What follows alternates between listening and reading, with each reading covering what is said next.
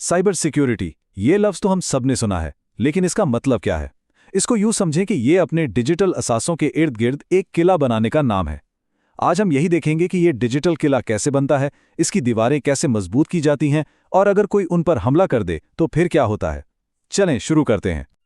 अच्छा, तो सबसे पहले ये समझते हैं कि दांव पर लगा क्या है। किसी भी इदारे पर एक संगीन सिक्योरिटी हमले की कीमत क्या हो सकती है। एक तज्जियाकार के तजुर्बे के मुताबिक ये कीमत है $2.5 लाख। और ये सिर्फ पैसों का मामला नहीं है, इसमें कामकाज का नुकसान, भारी जुर्माने और सबसे बढ़कर साख को पहुंचने वाला वो नुकसान शामिल है जिसकी तलाफी तकरीबन नामुमकिन है। तो फिर बड़ा सवाल ये है कि इदारे अपनी सबसे कीमती चीज़ों यानी अपने डेटा, अपनी अमलाक और अपनी साख की हिफाजत आखिर करते कैसे हैं? यही वो सवाल है जिसका जवाब हम ढूंढेंगे और इस डिजिटल किले को एक एक करके कदम ब कदम तामीर करेंगे। तो पहला हिस्सा, जदीद डिजिटल खतरा। देखें, किसी भी किले के दिफा का सबसे पहला उसूल क्या होता है? अपने दुश्मन को जानना। और डिजिटल दुनिया में ये दुश्मन हर जगह, हर वक्त अपनी शक्ल बदलता रहता है। आइए जरा गौर से देखते हैं कि ये खतरा है क्या।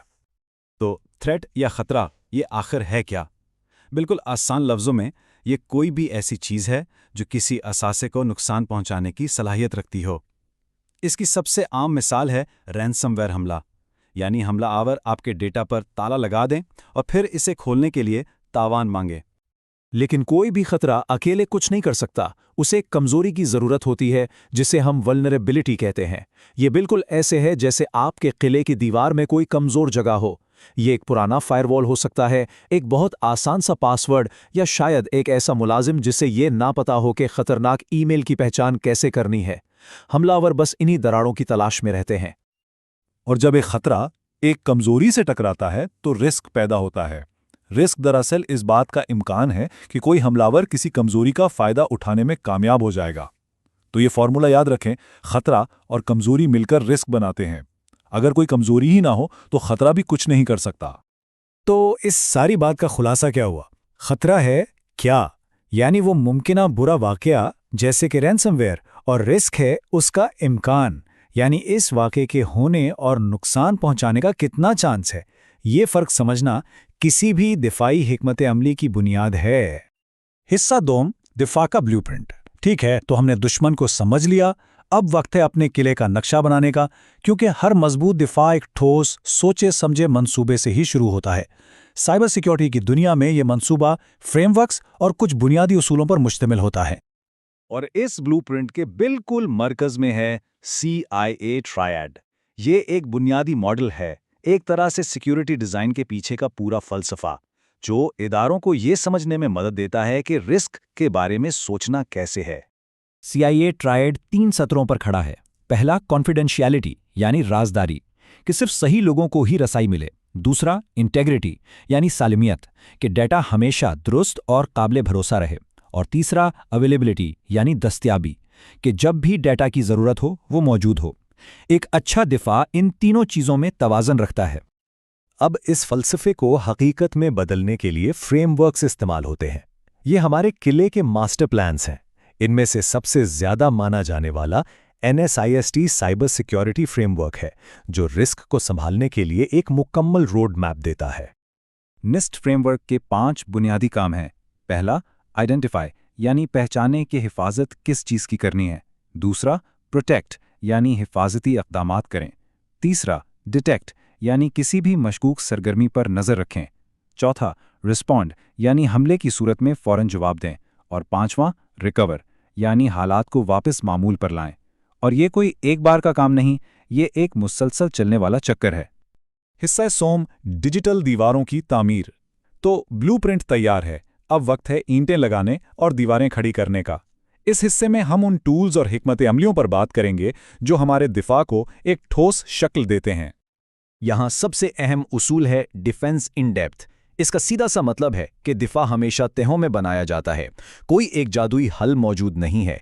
इसके बजाय एक के बाद एक कई हिफाजती तहें बिछाई जाती हैं, ताकि अगर एक तह नाकाम हो भी जाए तो दूसरी तह हमलावर को वहीं रोक ले। ये तह मुख्तलिफ किस्म के कंट्रोल से बनती हैं। टेक्निकल कंट्रोल्स हमारे डिजिटल हथियार हैं, जैसे फायरवॉल्स। फिजिकल कंट्रोल्स हमारे हकीकी दुनिया के ताले और कैमरे हैं। और एडमिनिस्ट्रेटिव कंट्रोल्स हमारे बनाए हुए उसूल हैं, जैसे मजबूत पासवर्ड की पॉलिसी और मुलाजिमीन की सिक्योरिटी ट्रेनिंग। ایک بہترین ٹیکنیکل کنٹرول کی مثال ہے ملٹی فیکٹر آتھینٹیکیشن یا MFA۔ اس میں لاگ ان کے لیے صرف پاس ورڈ نہیں بلکہ ایک دوسری چیز بھی چاہیے ہوتی ہے، جیسے کہ فون پر آنے والا کوڈ۔ اس کا فائدہ یہ ہے کہ اگر کسی کو پاس ورڈ مل بھی جائے تب بھی وہ اکاؤنٹ میں داخل نہیں ہو سکتا۔ یہی چیز اسے اتنا طاقتور بناتی ہے۔ ہر قلعے کو ایک واچ ٹاور یعنی پہرے کے مینار کی ضرورت ہوتی ہے۔ سائبر سیکیورٹی میں یہ کام سیم ٹولز کرتے ہیں۔ یہ ایسے سافٹ ویئر ہیں جو پورے نیٹ ورک کی ہر ایک سرگرمی پہ 24 گھنٹے نظر رکھتے ہیں، اور جیسے ہی کوئی غیر معمولی بات نظر آئے یہ فوراً خطرے کی گھنٹی بجا دیتے ہیں۔ یہ کام کیسے کرتا ہے؟ فرض کریں ایک CM ٹول دیکھتا ہے کہ یامارا کے اکاؤنٹ پر صرف 5 منٹ میں 500 بار لاگ ان کی کوشش کی گئی ہے، جیسا کہ یہ چارٹ دکھا رہا ہے۔ یہ عام سرگرمی سے بالکل مختلف ہے۔ یہ ایک آواز خطرے کا الارم ہے اور CM فوراً سیکیورٹی ٹیم کو خبردار کر دے گا۔ حصہ چاہرم، جب دیواریں ٹوٹ جائیں۔ دیکھیں، بہترین دفاع کے باوجود کبھی کبھی حملہ آور اندر آنے میں کامیاب ہو ہی جاتے ہیں۔ تو جب ایسا ہوتا ہے تو پھر کیا کرنا چاہیے؟